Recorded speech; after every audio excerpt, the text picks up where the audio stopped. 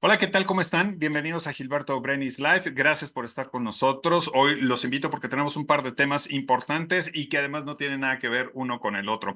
Empezamos en el primer bloque, vamos a hablar del prolapso rectal. ¿Qué es?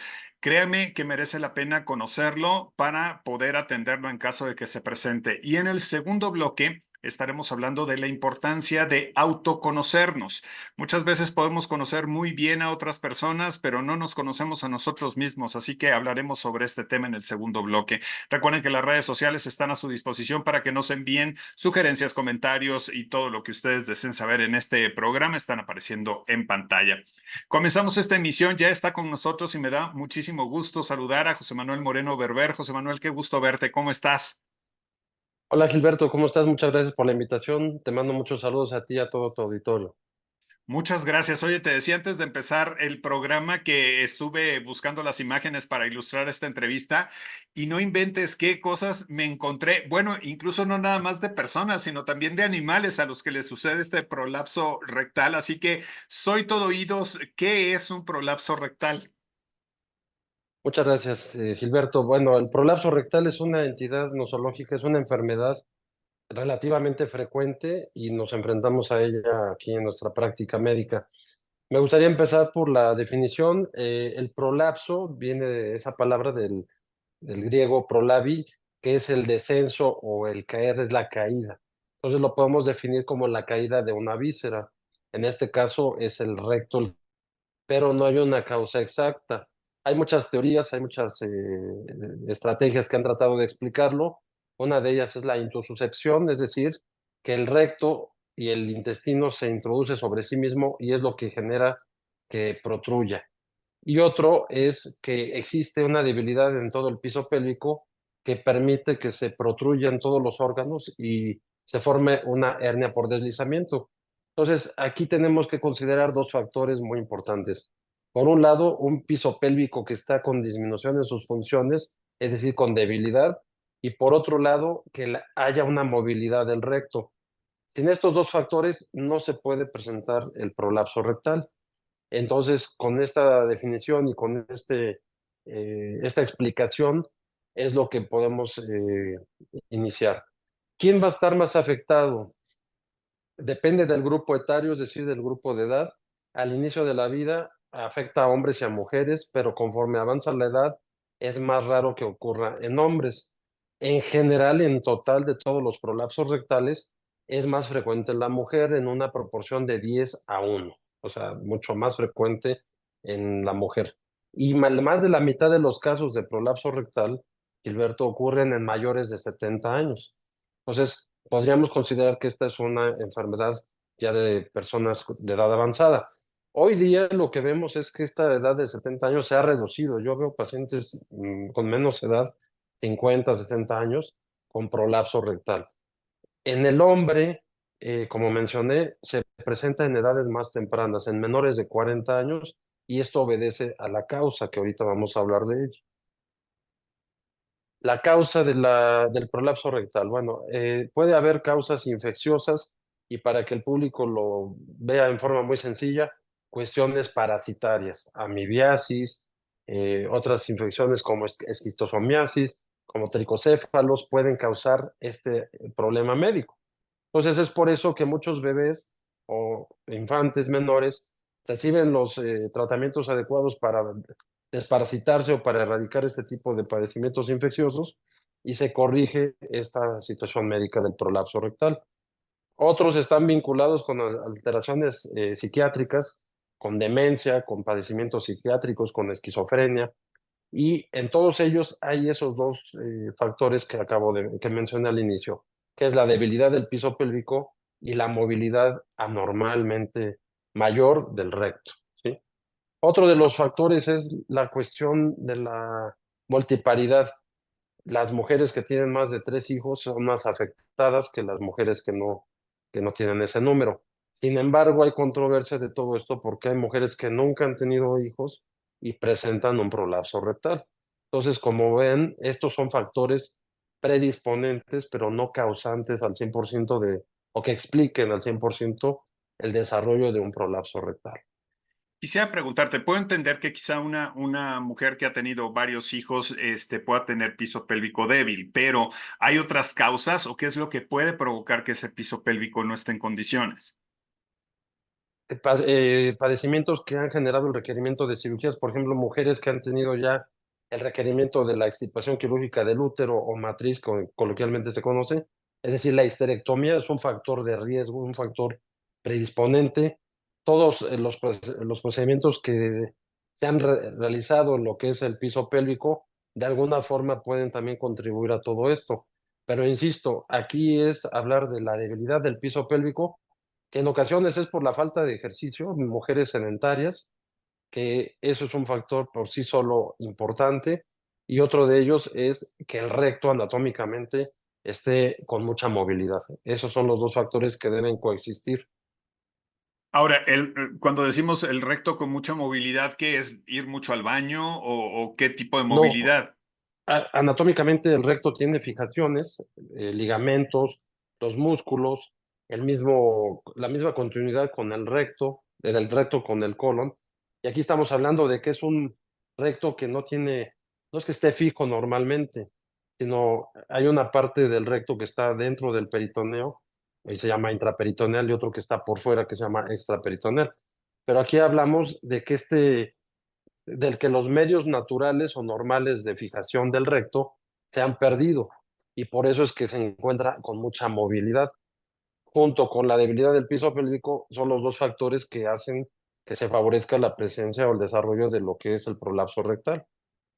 Ahora, como te decía al inicio, pues algunas fotos que vi son verdaderamente dramáticas. No las seleccioné porque sí son bastante fuertes, pero pareciera que algo sale, ¿no? ¿Qué es lo que... Es la Ajá. protrusión de toda la mucosa del recto, de toda la pared del recto. Ahí, dentro de la clasificación, hay prolapsos rectales incompletos cuando nada más es la mucosa, se llama prosidencia de la mucosa o prosidencia rectal. Y cuando es completo, es que se observan todo el espesor de la pared del recto y se ven pliegues concéntricos de color rojo que protruyen por el ano y que se pueden reducir, se pueden regresar espontáneamente o en forma digital. Ahora, ¿cómo definir si lo que padecemos es un prolapso o inflamación de hemorroides? Son cosas totalmente diferentes. El prolapso rectal, como lo estoy mencionando, es que se desliza por el ano, por el orificio que tenemos al final del tubo digestivo, el órgano, cae, se desliza el recto por el ano. Entonces, por eso se sale. Y es lo que estoy tratando de explicar. Eso es porque se pierden todos los mecanismos naturales de fijación del órgano, y porque el piso aquí en la parte final, el piso pélvico, estos músculos están totalmente débiles. Entonces, es algo totalmente diferente que no tiene nada que ver con el problema hemorroidal del cual hemos hablado en otras ocasiones. En forma clínica, nosotros lo podemos dividir en 3 grados. Cuando el prolapso es oculto o intususcepción parcial, ese es el grado 1. No se ve, la persona siente que algo protruye, que algo se le sale, revisamos y no se ve. El grado 2 es que con el esfuerzo la persona puja, sí protruye algo, y eso es el prolapso grado 2. Y el prolapso grado 3 es que sí hay una salida de todo lo que es el órgano y se puede reducir o se puede quedar encarcerado o se puede quedar afuera, pues. Esos son los grados del prolapso rectal, son 3 grados, y se diferencia de otras entidades nosológicas. Quiero explicar, por favor, Gilberto, que el hecho de que salga el recto comprime estructuras nerviosas que hay aquí, el nervio pudendo, en forma concreta, en el canal de Alcock, y eso genera que la persona tenga, desgraciadamente, incontinencia fecal. La mitad de los pacientes, o hasta 3/4 partes, el 75% de los pacientes con prolapso rectal, desgraciadamente sufren de incontinencia fecal. Y otro porcentaje muy importante, que son 2/3 partes de ellos, tienen estreñimiento. Entonces, imagínate, por un lado no pueden evacuar y por otro lado tienen la incontinencia fecal, es decir, la salida involuntaria de materia fecal, gaseosa, líquida o sólida. Viven muy mal, con una calidad de vida muy afectada, al protruirse el órgano, al tener incontinencia y al tener estreñimiento, pues su calidad de vida se afecta mucho. Eso es lo que hay que también expresar. El diagnóstico es clínico, es con la inspección, al observar que protruyen en forma concéntrica los pliegues del recto, y dependiendo de la sintomatología que tenga la persona, su comorbilidad, que sea diabética, hipertensa, que tenga enfermedades que contraindiquen la cirugía, es que se opta por medidas conservadoras o quirúrgicas que son definitivas. ¿Algún otro estudio que se requiera? Generalmente se hace una colonoscopía. Se ha comentado que en estos pacientes con prolapso rectal puede haber un mayor número de padecimientos oncológicos, de tumores. La realidad es que en la práctica eso es muy poco probable, pero se recomienda llevar a cabo una colonoscopia preoperatoria. También se pueden hacer estudios de fisiología no rectal, manometría, manos es presión, metros medición. Se miden las presiones basales de reposo y de esfuerzo en el esfínter anal, y esas obviamente pues también van a estar alteradas con presiones basales mucho menores. Y también se puede hacer otro estudio que es la latencia terminal motora del nervio pudendo, que se observa un retraso en la conducción del nervio en cuestión, que es el nervio pudendo, y que eso explica también el estreñimiento y también explica la incontinencia fecal. Hay un estudio muy desagradable que se llama video de ecografía. Se administra por el ano contraste, bario en este caso, a veces hidrosoluble, pero generalmente es bario. Y literalmente, Gilberto, con mucho respeto, es tomarle fotos, radiografías a la persona mientras está evacuando. Eso es para determinar si hay intususcepción o si hay un prolapso rectal ahí oculto. Y pues es un estudio que cada vez se hace menos. Solo se hace en ciertos lugares del país, en la Ciudad de México principalmente, pero es muy desagradable. Esos son los estudios con los que contamos para hacer una evaluación y poder ofrecer ya un tratamiento a los pacientes. ¿Qué es lo que te iba a preguntar? Precisamente una vez que ya está diagnosticado, ¿qué tratamientos y qué opciones hay? El grado de afectación en la calidad de vida es algo importante que hay que considerar. La edad, las comorbilidades, si es un paciente con esquizofrenia, con demencia senil, en fin, la complejidad de las comorbilidades va a orientar para la corrección quirúrgica o no del paciente. ¿Cuáles serían los tratamientos conservadores? Pues únicamente si se regresa en forma espontánea el prolapso, pues no hacer nada más que laxar al paciente por el estreñimiento que cursa y pues desgraciadamente tener ahí algunas medidas para que no pueda tener accidentes, el uso de pañal. Cuando se opta por el tratamiento quirúrgico y se asumen los riesgos y no hay algo que contraindique la cirugía, los procedimientos se dividen en quirúrgicos abdominales y quirúrgicos perineales. El periné es el piso de la pelvis y entonces a través del ano es que se corrigen este defecto. La diferencia entre uno y otro pues es la invasión. No es lo mismo abrir el abdomen que hacer algo transanal y también las complicaciones de los procedimientos. Sin embargo, la recurrencia, es decir, que vuelva a presentar la salida del órgano, que vuelva a haber prolapso rectal, es 4 o 5 veces mayor en procedimientos anorrectales que cuando se hacen procedimientos abdominales. Es decir, la recurrencia es mucho mayor cuando se hacen procedimientos perineales. En ellos se hacen resecciones del recto transanal. El procedimiento de Altmeyer es el que más hacemos, pero tratamos de hacer algo que tenga menos recurrencia y por eso optamos por los procedimientos abdominales. En ese caso, hay procedimientos que se han descrito desde el siglo pasado. En 1950, el doctor Ripstein estableció únicamente fijar con una malla el recto. Había complicaciones, erosiones, fístulas, hemorragia y pues había mucha recurrencia, como un 10 o 15%.